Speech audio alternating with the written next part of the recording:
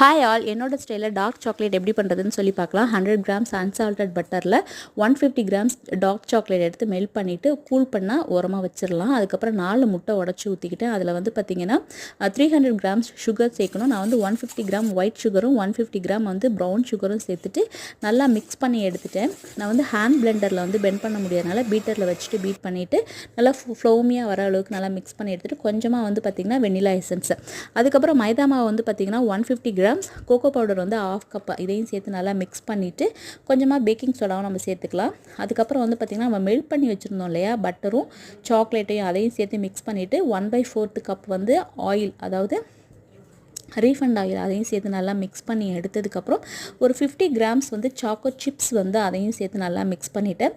ஒரு பெரிய ட்ரேயில் வந்து பார்த்திங்கன்னா பட்டர் ஷீட் போட்டுட்டு நம்ம மிக்ஸ் பண்ணி வச்சுருக்க அந்த பேட்டரையும் நல்லா போட்டுட்டு மேலே லைட்டாக வந்து பார்த்திங்கன்னா பாதாமை வந்து டஸ்ட் பண்ணிக்கிட்டேன். நான் டஸ்ட் பண்ணிவிட்டு 180 டிகிரி செல்சியஸில் 1/2 அன் ஹவர் வச்சு குக் பண்ணி எடுத்தேன்.